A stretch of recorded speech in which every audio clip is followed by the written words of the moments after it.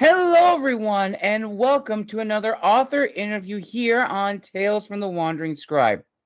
I'm your host, Gabriel Garcia, otherwise known as the Wandering Quill, the Wandering Scribe. And today, in the season of Halloween with ghouls, goblins, monsters, and vampires, we have a very spooky guest today making her official debut here on the show. My guest is a creator of magical menace, purveyor of alchemical prose, and the author of Bloodborn, Bloodmad, and the Year of Sin and Smoke. She writes stories that feed on the veins of tormented souls and pierce into the dark recesses of known and unknown worlds. My guest completed her degree in history and creative writing at Case Western Reserve University and has spent most of her professional career teaching language, theology, and history. When she's not exploring graveyards and reading in fairytale forests, she resides with her family near the haunted Gilded Age mansion in Philadelphia. And if you are a fan of vampire stories, whether it's The Sentimental Dead by Raven White or The Blood Triad by Raven Velasco, then you will surely enjoy this interview. Without further ado, let's give a spooky welcome to today's guest, Ms. Stephanie Kemler. Stephanie, thank you so much for coming on the show today. Thank you so much for having me. This is really fun. I've watched a few of your YouTube videos, and so it's like really special to be on here. Awesome. So before we dive into your books, is there anything else you'd like to share about your background, whether it's, combining your degrees into your writing, or what sort of got you started with the writing process, or anything else in general? Well, it's funny because I ended up adding a creative writing major because I was done with my history degree in like 2 years because I'm like super type A, like overachiever. And I went to my academic advisor and I was like, hey, like, can I graduate, this in the spring? And she's like, that is the worst idea. I'm like, why? And she said that she's like, you only get this time like kind of once in your life. So yeah, I looked at a bunch of different majors and picked up creative writing and then really loved crafting poetry. And poetry was my focus. And then when I went into the professional world, it was like all education all the time. And then, yeah, when I wrapped up teaching in like 2017, I was, working on little projects here and there, but then really fell down the fiction rabbit hole in like summer of 2020. So it was sort of this meandering path to Nice. writing. Awesome. Now, speaking of your books, do you have any hobbies you'd like to share with our viewers and give us a little teaser of what we can expect from each of your stories? Yeah, I just had a signing on Saturday, so I have like my books very Ooh, easily congratulations. accessible. Thank you. It was really fun. Um, so this is Bloodborn. Ooh, yes. And yeah, the cover is exceptional. I got so lucky. The cover designer, Mitch Green, is like one of a kind. He's so great. Uh, and Bloodborn is the story of a young woman in her 20s, Mina Coffin, and she is experiencing all the normal things that you might experience in your 20s, maybe a messy love life or family drama or your career or whatever, except for the fact that she belongs to a centuries old underground Romanian blood cult. Ooh. Of course. So it's a modern Gothic vampire romance series. Um, and the religion that she belongs to at the beginning, the centuries old thing, it's called Bloodborn Faith, and she's known as being Ooh. Bloodborn. And then through this terrible accident, she becomes Bloodmad, and that is their mortal enemies. And she gets fangs, and the first book is entirely her like dealing with this and trying to make sense of her identity. And then here we go. This is Bloodmad. Ooh, I like it. And the second book, she kind of like throws off all the rules and constrictions of her faith and just goes full corruption arc and bloodlust. And yeah, this one, I think this one is like sort of more horror adjacent. Um, and I tried to match the two covers. Ooh, okay. Yeah. And then my newest project is called The Year of Sin and Smoke, and it is an erotic dark academia thriller. It is standalone, so that's a bit different and not supernatural at all. All right. And this is Ooh. Ida, the main character. Same cover designer. Yeah, I can't say enough good things about him. But she is the daughter of a conservative senator, and she's in college. And she keeps these very intimate fantasy journals and hides them away because, you know, they can't be made public. And a guy in one of her classes finds one, and they spend their relationship reenacting these things and, you know, getting to know each other in this like intimate way. His best friend finds a copy, and he blackmails Ida, says, I'm going to release your diaries to the press if you don't do what I say. And he takes all of her journal entries and twists them into like these terrible, like manipulative things. And in the whole book, he's sort of stalking her and trying to possess her. And so that's The Year of Sin and Smoke. And that's the 3 books. Man, oh man. First off, I love the cover design. They really grab the reader's attention. And just the stories, you know, are just... The Year of Sin and Smoke, for some reason, when you're telling me this, it sounded like a very dark version of 50 Shades of Grey, which I don't know why my mind went to that. But as soon as you said, like, you know, these very intimate fantasies, that's distinctly where my mind went to. And that will actually touch on a question we'll get to later in the interview. But I am very curious, Stephanie. So as you said in the beginning, you start off writing poetry initially. So what would you say was the aha moment that you discovered in your life where you transitioned from poetry to Gothic prose, but also realized this was something that you love to do and want to pursue it more than just a hobby? I had the aha moment after I finished my first novel. All right.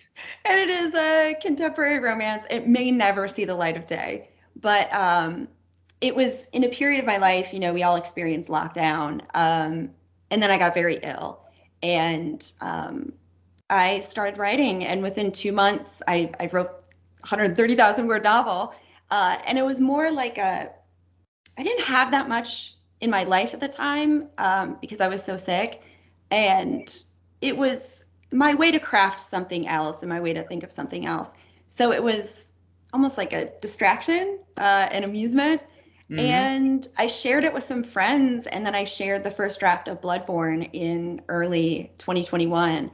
And they're like, oh my gosh, you have to publish. Like, you have to do this. I'm like, no. Like, it's just for my friends. Like, it's so personal. But then I stumbled into writer Instagram, and like the rest is history, I guess. So right. I don't think that I really had like any plans whatsoever to pursue this professionally. Yeah, it all came together in this cool, awesome, accidental way. Awesome. So now let's actually dive right into the writing process of Bloodborn, Bloodmad, and of course, The Year of Sin and Smoke. So let's start at the very beginning. So when you were drafting these novels respectively, what were the initial goals you had in mind for yourself, but also for your prospective readers? I honestly, when I'm drafting, I don't think that much about readers. I think about myself. I think about my friends who like I sort of live to delight and horrify. And I think I'm like so in the zone that I'm really thinking about telling a faithful story to the characters and expressing myself and expressing their stories in a really honest and vulnerable way. I think that like vulnerability and authenticity, especially authenticity, really drive my stories. And sometimes I think of myself as like a bit of an like anthropologist of my characters. Like you create them, but a lot of what I do, I feel like, is almost like dictation or study. Mm, Um, and they experience things that real life people have experienced. And I want to stay faithful to that. And I also want to be really respectful of any sort of representation I might have in my stories. So okay. yeah, it's the characters and like getting it right that I think of as I'm crafting. All right. So now moving ahead from the drafting phase to now the final editing phase. So after you've gotten the cover arts already settled, you already got the book format exactly the way you want it. Because, as I said numerous times on this interview, ladies and gentlemen, writing a book is not easy. It could take years just to develop the first draft, and another couple of years to fine tune it and get everything you need from cover artists, styling the book how you want it, formatting it if you wanted big, small, hardcover, paperback, hardcover with a dust jacket. All of that takes a lot of time. So once you got the book exactly the way you want it, or I should say your books the way you wanted it, what was the initial reaction like from, of course, friends and family, but also if you did beta readers and ARC readers for your respective books? So it's funny with my immediate family, like my parents are very conservative, like both politically and sort of culturally, so they are not like super open to themes I might express or like spice level I might have in my books. Mm, So they're super supportive. They'll buy my books, they'll talk them up, but they will not read them. right. So that's been really, really funny and nice that they're still like supporting my work. Uh, but in terms of like early readers, ARC readers, beta readers, um, people have been really thrilled about my stories. I've looked for with beta readers, ones who get my style and who get what I do, but then some who are brutally honest and who have kind of inadvertently hurt my feelings Mm, because I want it to be good, because I want it to be um, exactly all the hopes that I have for these stories. right. Um, and that feedback has been fun and it's been really cool, especially I think with The Year of Sin and Smoke, because my writing has gotten so much better over the years.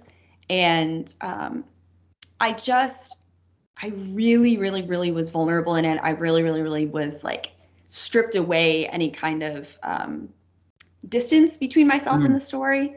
Uh, so that I got some really cool feedback about.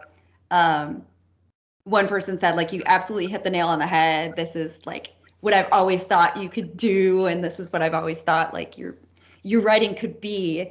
And that's I love hearing that I have growth. I love hearing that people notice that and people notice that in my stories. awesome. Now, would you also going further say that those reviews have in a way sort of validated your goals that you had with the story, that you wanted to be authentic to the characters themselves, but also the world that these characters inhabited? Um, yeah, the reviews themselves, like, after it's all done, um, have been really positive, especially for people who that's kind of what they're looking for in a book. Um, in terms of like the readers who have been like super analytical, Hmm. uh, and fellow writers, I have a very close friend who reads everything I write, and I was worried early on about my books, like I really wanted to stick the landing. And Right. I have all these like, ideas and concepts and whatever. And at the end, like she read Sin and Smoke. And she's like, you really stuck the landing. And I was like, oh my gosh. I was so delighted to hear that. Um, and yeah, just feedback in general. I mean, I'm sort of like skewing to another thing, but um, I have had two readers do fan art of my Ooh. books, which is like, I'm not a person who is ever speechless, but like I saw them and I was just like gasping. I couldn't believe it.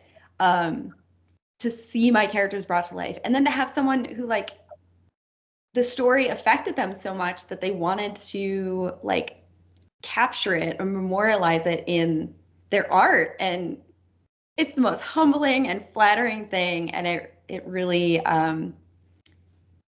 reminds me that I am authentic and I am connecting at this like really deep level with readers who love what I do.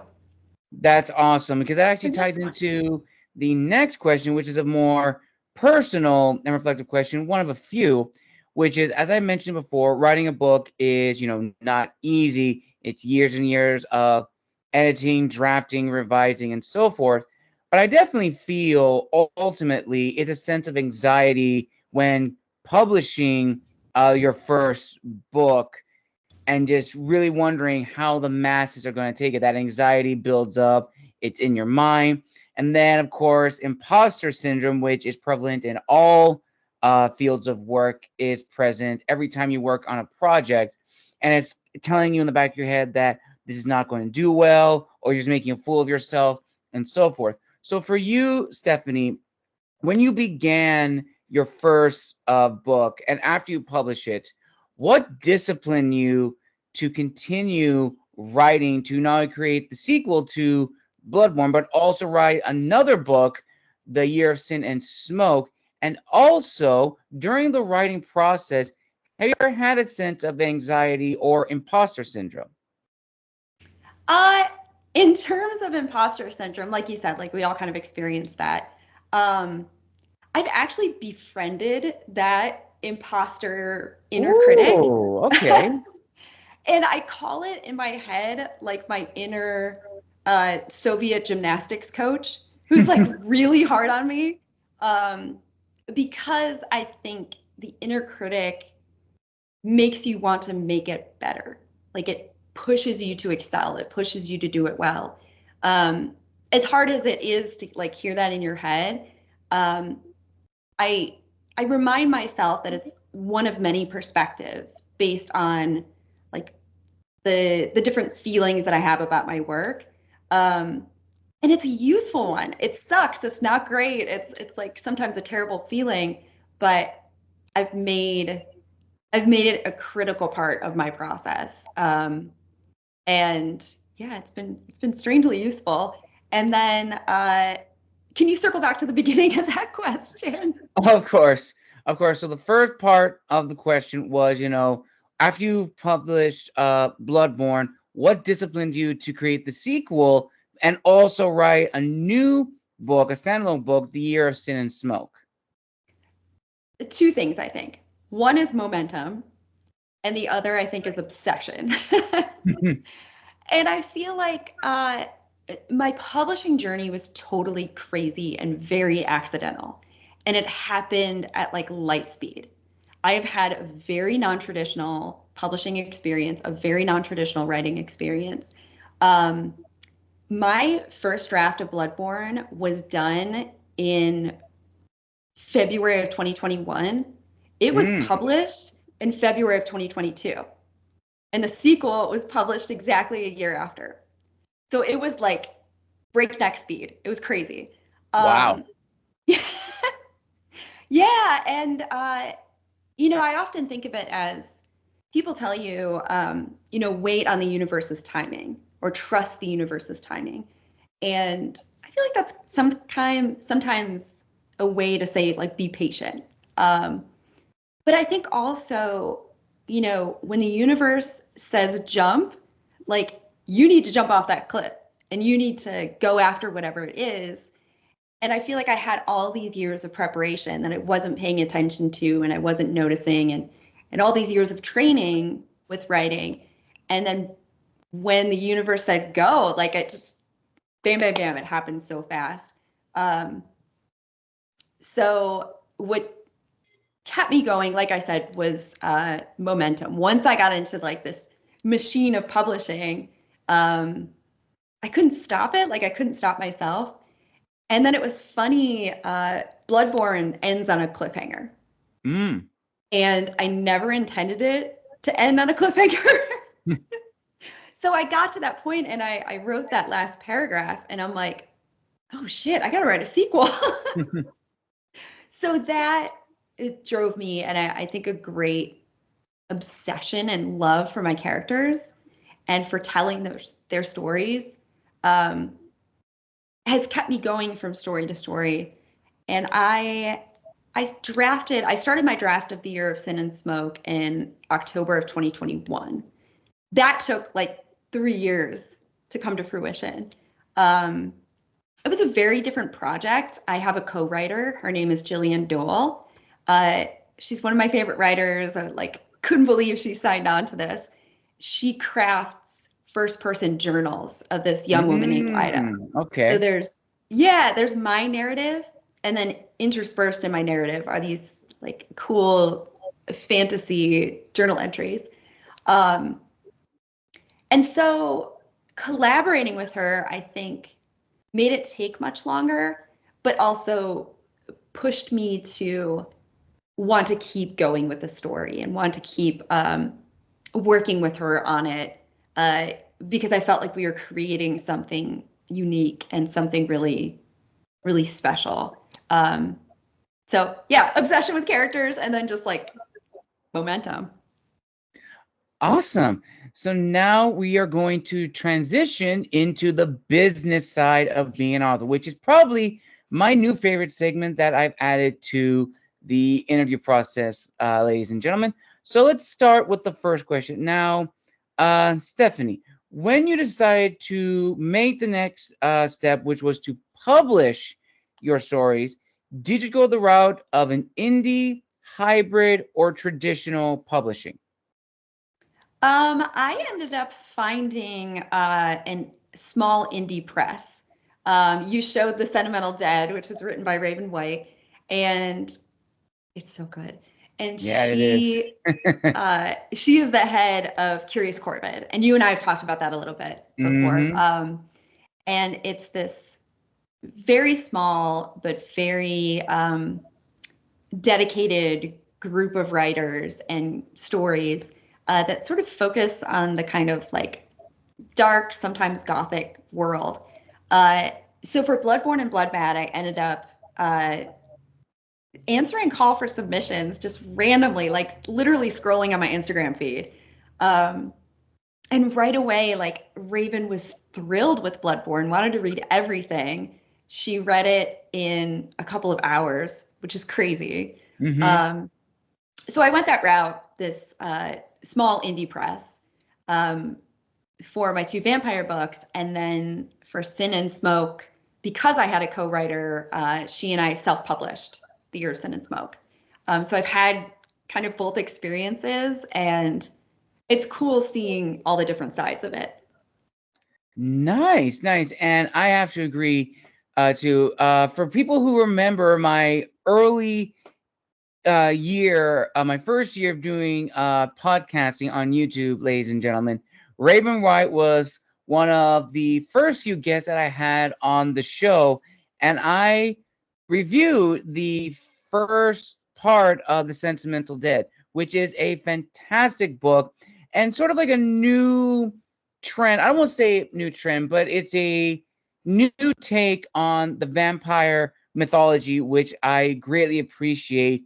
And Raven does not shy away from the very, I don't want to say controversial tropes in fiction, but she definitely brings up the more intense tropes that would definitely make the casual reader reel back or maybe repulse, depending on who the reader is. But it is a very, very good story, and I really do appreciate it. And yes, as Stephanie said, Raven is an incredible person, incredible author herself, and her press, Curious Corvid, is an amazing place for Gothic writers, Gothic poetry writers, thriller and suspense, anything that has to do with either the supernatural, the dark arts, or a little bit of sinister here and there.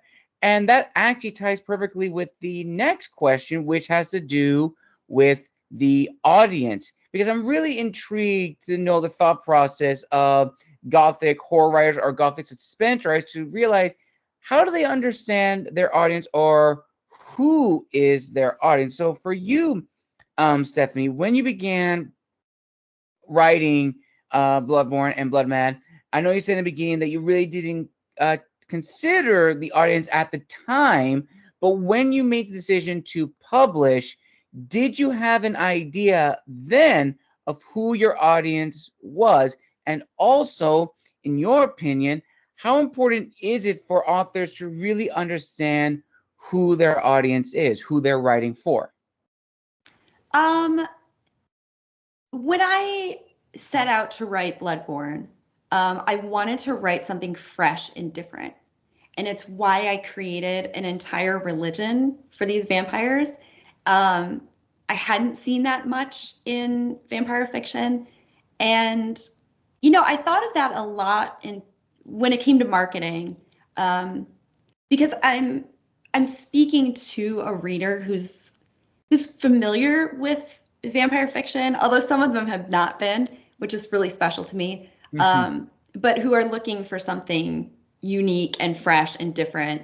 And I think with thinking of my audience, thinking of an ideal reader, I spent time creating a reader persona in my head of who that person might be. And I started targeting my advertising and targeting my marketing towards a reader who might have Halloween as their favorite holiday, right? Who love dark romance, who love spooky things and horror movies. A female reader in her 20s or 30s, and someone who's looking for depth, but also I don't know, thrills and chills. Right. And so I did start marketing towards that. And as I kept going, I started thinking to myself, okay, that's great. I do have those readers, but who else is actually reading my work? Right. And let me see the people and their accounts and whatever interact regularly with my books, and actually look at stats on Instagram or whatever. And I have that ideal reader, but then I also have this incredibly introspective reader, someone who looks for depth in stories, maybe someone who skews a bit more intellectual in what they read, and often reserved. I think because my books deal very honestly with female rage and right. sort of characters living outside of the norm.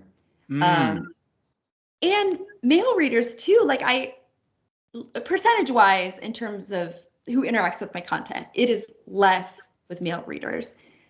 But it is there, and I've had male readers reach out and have these really personal connections to what I write. And I realized I was kind of I was paying too much attention to my ideal reader, and I needed to split it and to expand who I was interacting with and who I was targeting things toward. Right. And that's been a really cool discovery. It's been a really I love marketing. I love business talk. So yeah, that's been a big highlight of what I'm doing with my work after it's published. All right, nice. And kind of a little tangent, but I definitely feel it is important. When we think of the genres of literature, most of the time, most people think either fiction, science fiction, fantasy, thriller, mystery. Espionage would kind of fall under mystery and thriller, depending. But I definitely feel when it comes to specific Gothic horror or horror and suspense, it almost kind of reminds me of the discussion when it comes to horror movies. And the reason I bring this up, viewers and listeners, is that out of all the genres of film, the horror genre tends to have been stagnated over the years, depending on which decade or era. If you look at the slasher genre, that was stale for many, many years. And then they had to go back to the roots of what made the genre so enticing. In the case, I'll use a movie, Hatchet, which was very much like the Jason of Friday the 13th. And of course, Scream, with the return of Scream from Scream 4, 5, and 6. The horror genre has had its roller coaster highs and lows. And I bring this up going back to writing is that for Gothic literature, it's really like, okay, it's really specific for like a specific audience if you're really marketing towards that particular audience. But in some cases, you want to write for a broad audience, but you really have to consider, okay, if I'm writing this book that's going to be focusing on this specific thing in horror, in slasher or whatever, it's like, okay, do I really want to do this or should I change it? So for you, Stephanie, have you ever had that thought process, or have anyone else told you that when you were in the process of either writing, publishing, or even marketing? Ultimately, what would you say are the struggles or challenges of marketing as a Gothic horror suspense author, is what I'm trying to say. It's fun that you bring up horror movies because I realized my taste in horror movies tends to be like dark and moody and like lots of atmosphere. I love The Witch. I love The Lodgers. I love The Others, like this kind of like slower paced kind of thing. And I think it's not a super popular like horror or horror adjacent, I guess, niche of the genre. And Right. I did find that as a challenge. My books they have their categories. Like I would say, with Bloodborn and Bloodmad, it's definitely modern Gothic vampire romance. Like it hits all those points, but it's also like definitely coming of age. It's also, horror, horror elements, more so in book 2 and Bloodmad. So having this like malleable or, sort of hard to pin down genre is a challenge, and it has been a challenge. And I guess what I decided to do is just totally focus on micro niche. I'm not going to be for everyone. Right. And I'm especially not going to be for people who have expectations of vampire fiction or horror fiction, and I don't meet those. I'm not writing slasher, and as much as I love it, have you seen The Babysitter on Netflix? That I have, yes. Oh my gosh, I loved it. So that's slasher. I love like humorous slasher or whatever, but my books are like definitely not that. So for people who are looking for very traditional Gothic, for example, they have mixed opinions on what I write because it's not historical. There are no lace dresses. There are not a lot of candles. And it's set in modern day. Like all of my books are set in modern day. And finding a genre for Sin and Smoke was so hard because it's not a traditional romance, although romance is a huge part of the story. And I say erotic, dark academia thriller because it has so many scenes that are between the primary couple in the story and this like erotic journey that they're going through. But I didn't want to market it as romance because romance readers have very specific things that they're looking for. Yes. Which is great. Like I love romance, and I am never going to criticize, people's taste in books or taste in movies or whatever. But I sort of like am subverting a lot of these genres intentionally and unintentionally. Right. But with the dark academia part, like I hit the nail on the head. Like it has a secret society. It is in a world of immense privilege, and I created this like fake Ivy League university from like whole cloth. And so, and some of the characters are quoting like literature, like it's very steeped in that dark academia tradition. So that was easy to add to it in terms of like picking a genre. But gosh, it's hard. Like when you list your book on Amazon to choose the categories that like it might be ranked on, or it might be like what people are looking for. Right. It's so limiting and so intimidating too, because I'm like, I hope that I'm meeting expectations of readers. I hope I'm not calling it one thing and then experiencing something totally different. Definitely. And that actually kind of leads into the next question, which I think you touched on already, which is like, authenticity and like the expectations of readers. And one of my guests actually brought this point up, is that from a reader's perspective, if they see a tagline saying the next so-and-so book, then for them, that entices them to pick up the book and read. But from an author's perspective, that really doesn't help them, because it kind of pigeonholes them to either one genre of writing or one style of writing, and sometimes even both, because ultimately we're not trying to be like all the other authors in the genre that we're writing for. We want to show people, yes, I do write in this genre, but I also write in this genre, to show my range as an author. So for you, Stephanie, and you kind of touched on this in the previous question of like, subverting expectations intentionally or unintentionally, could you go a little bit more in depth of also trying to find your authenticity as an author, where yes, you are drawing inspiration from other horror, gothic, suspense authors in terms of like, how they either approach their characters, the stories, the settings, etc., but you're also not trying to replicate or imitate those exact stories?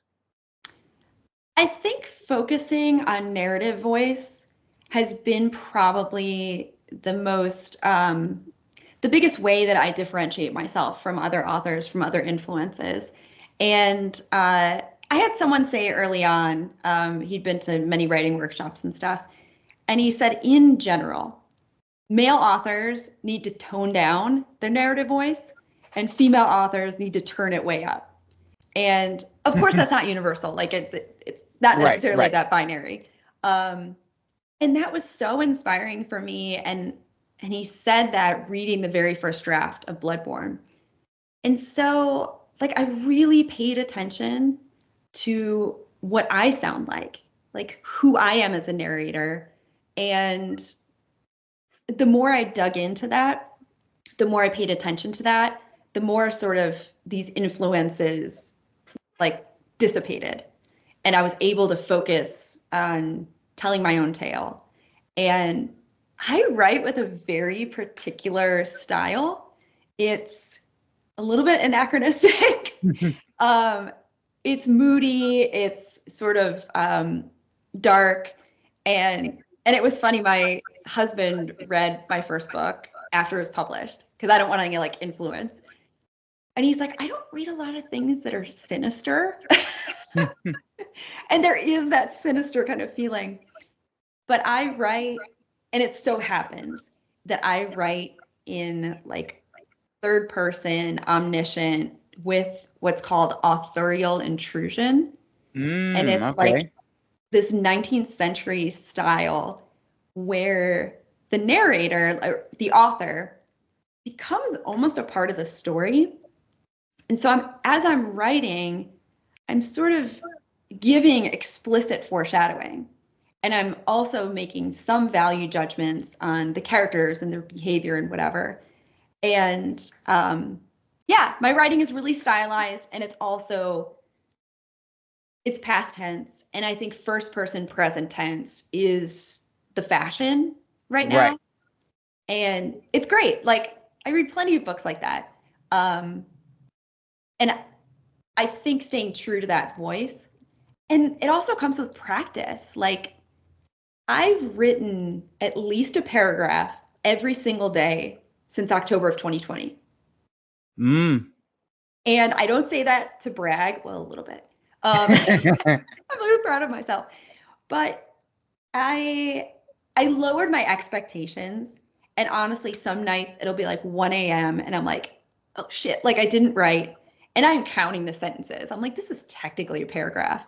But it's in writing every single day for me that made me familiar with my voice, and that like showed me what that sounds like and what that feels like.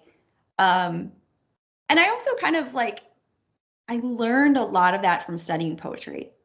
I think poetry is so stylized, and it is so, the authors are so recognizable. Like, you're not going to mix up a Plath poem with a, Adrian Rich poem. Like, they're just very different.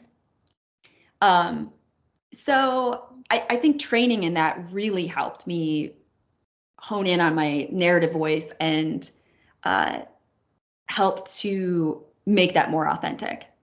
Nice. And also, kind of another fun little question before I get into the final part of the interview when it comes to readership. Now, the reason I bring up readership is because, just as the audience, the readership is important when it comes to like marketing for the age group for certain books. And when it comes to, the new waves in publishing, I'm sure you definitely would agree, Stephanie, that there are some books that are marketed to one particular age group, but upon reading it, you realize that should definitely be for new adult or adult. But in some cases, you have books that are sort of like in the middle where they're a nice ease for the young adults to get into. In this case, they say the horror genre, where it's not too graphic or explicit, but it's also not toned down. It's just right in the sweet spot, almost like a PG-13 horror movie, where you get then transition to new adult and adult, where it's, going into the movie like a rated R movie. So for you, Stephanie, where would you say all three of your books rank in? Would they be more adult fiction, or depending on the book and maybe the readership, that they're like in the middle? I would say they are so adult that I discourage young readers from reading them. And I've had so many people say, "Oh, my daughter loves vampires." And I'm like, "How old is she?" And they'll be like, "Oh, she's 11." And I'm like, "No, no, no, no." Like, No, stop. no. And there are so many awesome stories for young readers and in middle grades and YA that are vampire stories. But I make sure to emphasize that all of my stories, especially Sin and Smoke, because it is an erotic novel, are 18 Right. plus, maybe even like 25 plus. And I want to make sure that I'm respectful and clear about the age and the level of spice too. Like, Right. when I was at this signing, I had my books lined up, and I was talking to someone. I'm like, and they're like in increasing levels of spice, because the first book, it's more subtle, it's more tasteful. With Bloodmad, it's definitely artistic, but it's more explicit. And then gloves are off for Sin and Smoke. Like, it's Yes. very, very explicit. And I try to let readers know way up front, because it's not closed door. And I respect that. I mentioned my mom, but my mom loves very wholesome Regency romance. And like, Okay. I absolutely respect that. And my books are not that. Like, I don't want someone wandering into my books expecting it to be something that it's not, and being surprised and bothered at the level of not just like spice, but like violence. Like, I do Right. have a lot of violence. I do deal with a lot of trauma. And with Sin and Smoke, I have a page-long content warning. And it is like a lot, because it has very, Same in this yes, one. yes. And it has very serious themes. And I have content warnings for all of my books, because we all come into reading with like different backgrounds, scars, traumas, whatever. And I don't want someone to wander into my books, and then be like, have something brought up again that they don't want to experience. So I'm definitely clear about the audience, like the age. And then I try to be really respectful of a reader who is looking for a book that's not mine. Definitely. 100% agree. And now we come to the final part of the interview. And this one's probably among the most important questions, which I love asking my guests before I get to the end question, which is this. And I'm sure you have your own thoughts on this, Stephanie. So here's the groundwork for it. So I've been doing podcasting now for, as I said, 2 years, and I met a wide range of different authors at different points in their author careers, whether they're just starting out with the book, or they are just drafting the story, or they've developed numerous stories and are writing a new series altogether. And doing this, I've learned that there are two paths for an author. Whatever publishing route you go to, there's two paths. There's to be an author and to be known as an author, which are very different. To be an author is an individual dedicated to the art of storytelling, not solely motivated by capital or money, but it's nice to receive. To be known as an author is an individual dedicated to the art of marketing and promoting and showcasing their books at numerous events, whether it's digital, virtual, or even in person. Now, both paths have their own trials, hurdles, going through the fires and the flames, a little Dragon Force reference for anyone who loved that band as much as I do. But I definitely feel, especially for first-time authors who get into this business, the second path to be known as an author really grabs their attention. And that, of course, leads to unrealistic goals, which is that their book, their first novel in particular, is going to be the start of their legacy as an author, in the sense of reaching New York Times bestsellers list or even Amazon's best-selling list. But the truth of the matter is, there is no guarantee your book is going to reach that status overnight. There are exceptions to the rule, of course. There are authors whose first work did get them that status, did allow them to reach that height, and that is an incredible feat, no lie. I've actually met a few authors on the show who have done that. But generally speaking, the average author is not going to reach that goal instantaneously. It takes time. And ultimately, if you're an author solely dedicated to, writing just to write or writing for the trends, it's going to show. Your readers are going to realize you're not being truthful, you're not being authentic, and your passion for writing is going to go down the drain. So, Stephanie, I turn it over to you to hear your thoughts on this. On, just because you have a first book that's out, it doesn't mean you're going to be the author you imagine yourself to be like instantly. It will take time. But that shouldn't deter you from continuing to hone your craft if you are indeed passionate about storytelling. I I think I had like basically no expectations going into it. And I think that that's the result of not setting out to be a writer, not setting out to make my mark as a poet early on when I was writing. That helps. It helps to have zero expectations and to be delighted with any kind of like success that you have. And when I first sat down with Raven, when we were talking about, possibly getting a book deal and possibly signing a contract with Curious Corbett, she's like, "What are your goals?" And I was like, "You know what? I'm like, I really want someone to write fanfic. I want someone to connect so deeply with my stories that like it sparks their imagination." And I feel like that's doable. That's something that can happen. It hasn't happened to me yet. I've got fan art, but I don't have fanfic. And then she was asking about sales, like what are our expectations? And it's I don't know, like 50 books. That would be cool. So like I set my ambitions at like the basement of the industry because I am realistic, and I think it helps to I'm an older writer, like I've come to this later in life, and I see authors in their young 20s, fresh out of college, fresh out of a creative writing program, and that hope and expectation is awesome. It's contagious. And it's something really beautiful and joyful about being that age. But it's also, it can be so expansive and have so much expectation.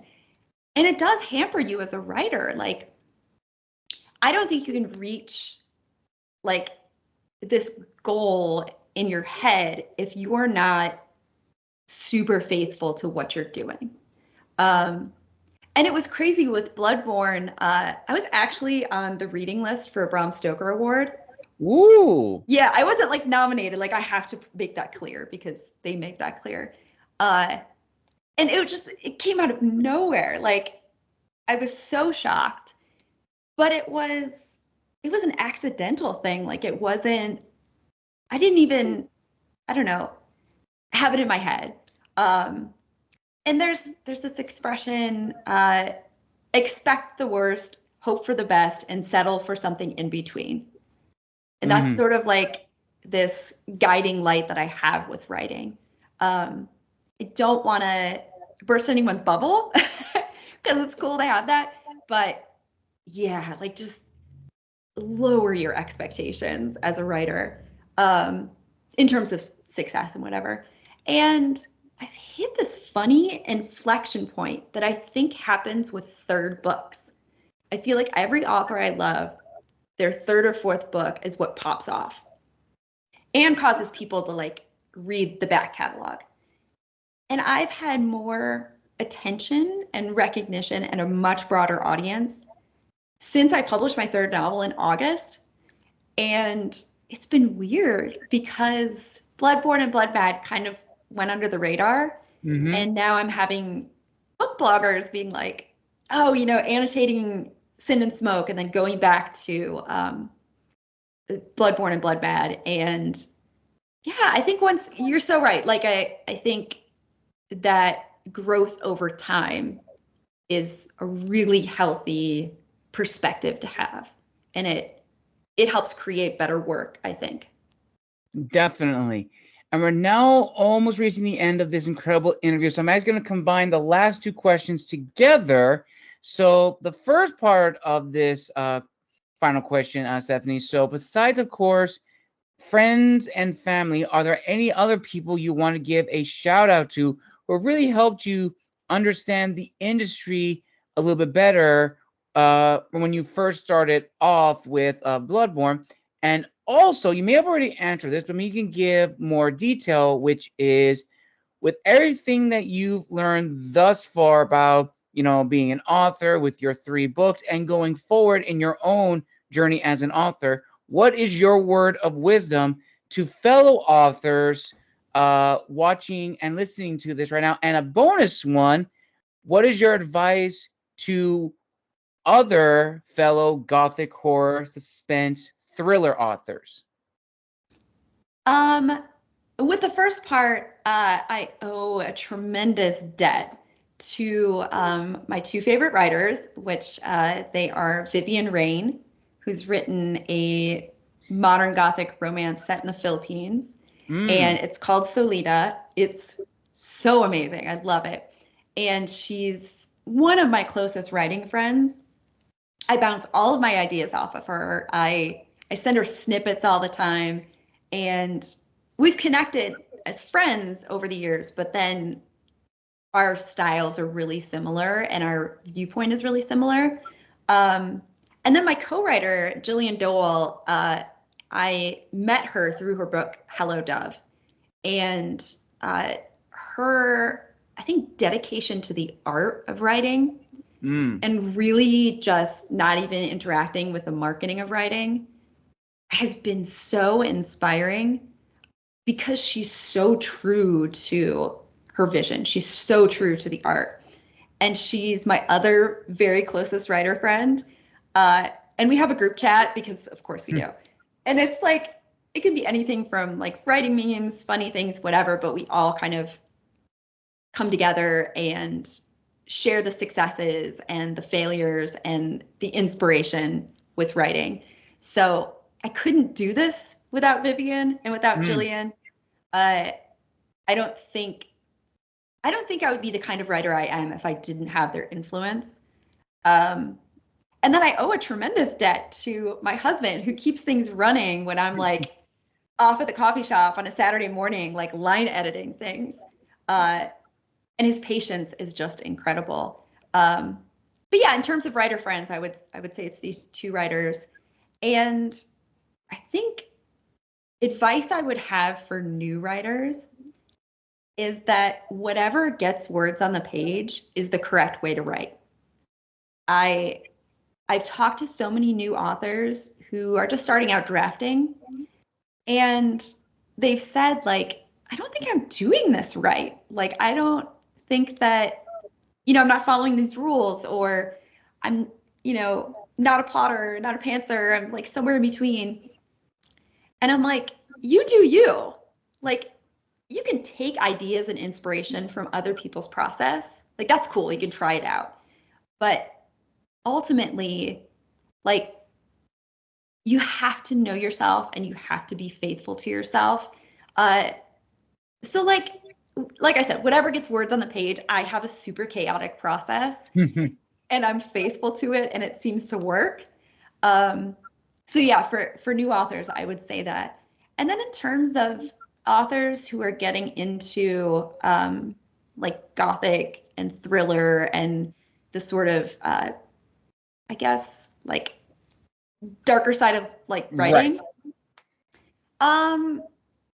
I guess, yeah, just being like really faithful to your voice and loving what you love without, I guess, compromise. Like, if you love books like, or movies like I do that are slow Gothic, like very moody, like the Crimson Peak, The Witch kind of feeling, I'm never going to be any other kind of author. And what I like to do is take inspiration from different books and different films that represent the kind of Gothic world I want to create. So paying attention to that, paying attention to what you love, I think helps people craft really good stories. And I think helps especially like horror thriller writers to get that mood just right and to get that feeling that they love infused in their own work. Awesome. A perfect way to end this incredible, spooky interview here on the channel. Want to give a huge thank you to all of my subscribers for joining us today for another author interview, and a huge thank you to Stephanie Kemler for coming on the show. Thank you so much, Stephanie. Now, before we end the interview, where can people find you on social media, and where can people purchase your 3 books? Well, first and foremost, thank you so much for having me. This is like, it's so fun. I love author interviews. I love YouTube interviews. So it's really like special. And, thank you for including me in this, in your YouTube corner. The best way to get in touch with me and to see my work and have updates is Instagram. My Instagram handle is writingstephaniekemler. And it's loosely based on the being John Malkovich. It's writing Stephanie Kemler. And I'm almost always on there. And I'm super open to like DMs if you have questions about books, or you just want to talk shop, or you want to interact with my books. So I'm very open to that. I'm very excited to interact with readers and writers. And then yeah, you can find my books at The Year of Sin and Smoke is exclusive to Amazon. Bloodborn and Bloodmad you can order from any indie bookstore. You can get it at Amazon. You can go to Curious Corvid's website, and there are great autograph copies that Raven like packages so beautifully, and having that special touch of having the publisher send it to you. And you can order them anywhere. You can go to your local library for all 3 of the books and request them. So I feel like I've tried to make as many avenues for readers as possible. Awesome. I will link all those down below in the description of this video. Thank you, everyone, for joining us for another author interview for the month of October. And I must say, this is probably very fitting since October is the month of horror, ghouls, goblin, a little spooktacular. So thank you all so very much for joining us. And a huge thank you to Stephanie Kemler for coming on the show. We wish her the very best. And as always, my viewers and listeners, make sure to like and subscribe and comment down below what was your favorite part of the interview. And since, again, this is the month of October, comment down below what is your favorite Gothic literature or favorite horror movie. I can't wait to see what you guys put. And as always, this is the Wandering Scribe on the Wandering Quill, signing out, wishing you all a wonderful afternoon, evening, or morning, wherever you are in the world.